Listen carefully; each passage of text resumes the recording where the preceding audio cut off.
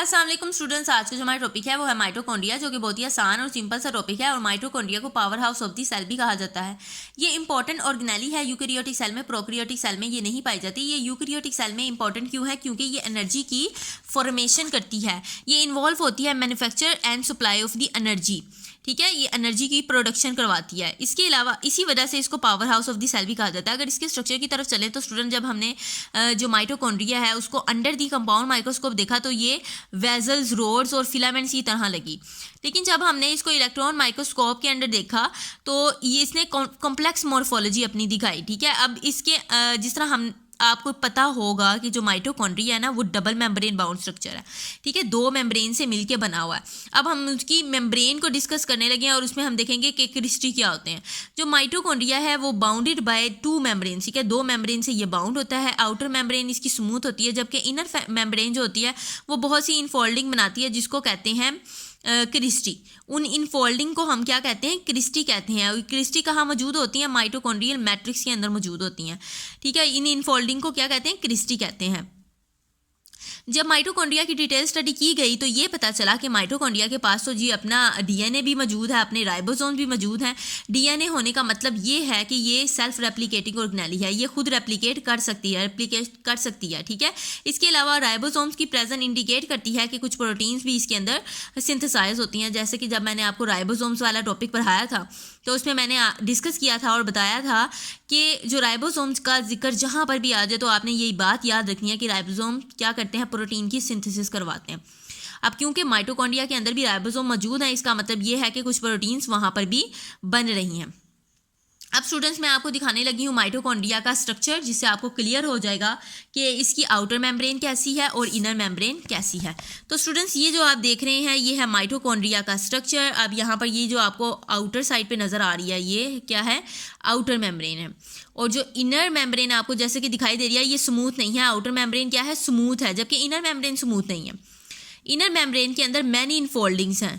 ठीक है, और इन इनफोल्डिंग्स को क्या कहते हैं? क्रिस्टी कहते हैं। और ये जो आपको अंदर वाटरी मटेरियल नजर आ रहा है ये है मैट्रिक्स, जिसको कहते हैं माइटोकॉन्ड्रियल मैट्रिक्स। ठीक है, ये माइटोकॉन्ड्रियल मैट्रिक्स है। और ये देख रहे हैं माइटोकॉन्ड्रियल मैट्रिक्स के अंदर के बाहर वाली जो लेयर है जो आपको नज़र आ रही है कि बहुत सी इनफोल्डिंग इसमें मौजूद है, ये स्मूथ नहीं है।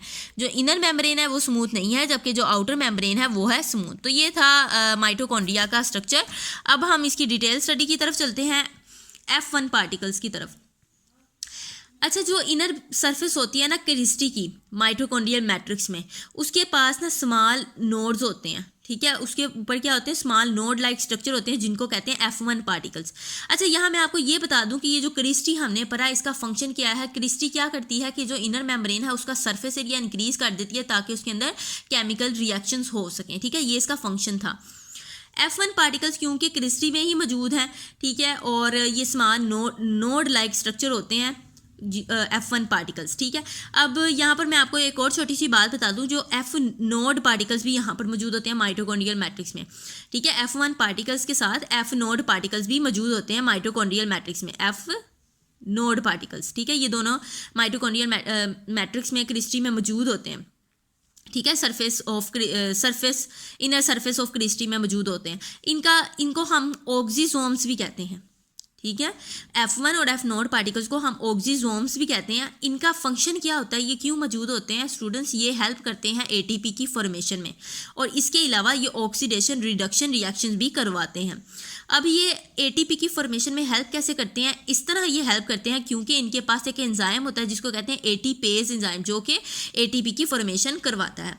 अब मैं आपको ना F1 पार्टिकल्स का ना स्ट्रक्चर दिखाने लगी हूँ और बताने लगी हूँ कि वो कहाँ पर होते हैं। ठीक है, तो ये देखिए स्टूडेंट्स, ये आपको ये माइटोकॉन्ड्रिया का स्ट्रक्चर दिखाया हुआ है। ठीक है, और ये इसकी इनर मेम्ब्रेन दिखाई हुई है जिसमें इनफोल्डिंग और क्रिस्टी भी मौजूद है।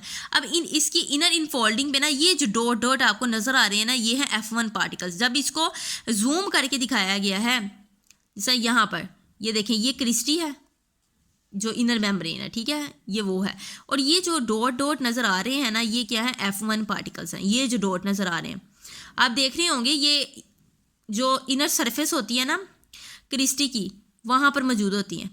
ये जो डॉट नज़र आ रहे हैं आपको, नोड लाइक स्ट्रक्चर नज़र आ रहे हैं, ये क्या है? F1 पार्टिकल्स हैं। तो ये किस लिए इंपॉर्टेंट होते हैं? ATP की फॉर्मेशन में ये हेल्प करवाते हैं क्योंकि इनके पास एंजाइम होता है एटीपेज एंजाइम।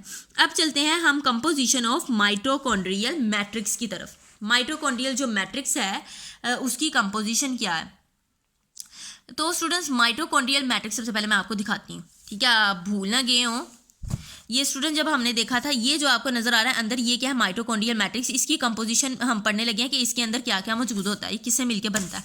तो माइटोकॉन्ड्रियल जो मैट्रिक्स है उसके अंदर लार्ज नंबर ऑफ एंजाइम्स होते हैं, कोएंजाइम्स होते हैं, ऑर्गेनिक और इनऑर्गेनिक साल्ट्स होते हैं जो कि वाइटल मेटाबॉलिक प्रोसेसेस में हेल्प करते हैं, जिस तरह Krebs cycle, aerobic respiration, fatty acid metabolism.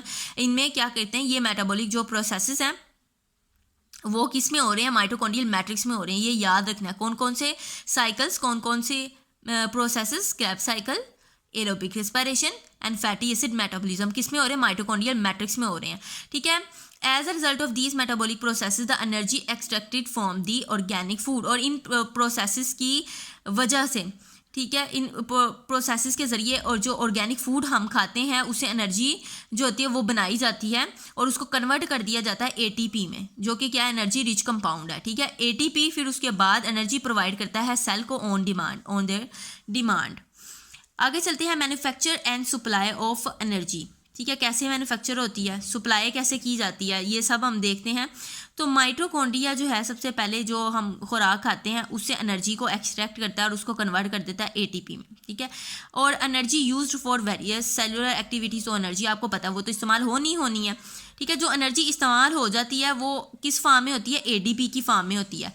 और फिर जो ADP की फॉर्म में एनर्जी मौजूद होती है, क्योंकि वो स्पेंड हो चुकी होती है ना उसमें से, इसलिए वो ATP नहीं, वो ADP में कन्वर्ट हो जाती है। फिर माइटोकॉन्ड्रिया क्या करता है कि जैसे हम फूड लेते हैं फिर उससे दोबारा से एनर्जी एक्सट्रैक्ट करता है और उसको कन्वर्ट कर देता है, ADP को कन्वर्ट कर देता है ATP में। इसलिए इसको क्या कहते हैं? Powerhouse of the cell कहते हैं। तो स्टूडेंट्स ये था हमारा आज का छोटा सा टॉपिक। अगर आप चाहते हैं नेक्स्ट टॉपिक की वीडियो आपको फौरन मिल जाए तो like and subscribe my channel. मिलते हैं हम अपनी नेक्स्ट वीडियो में। अल्लाह हाफिज़।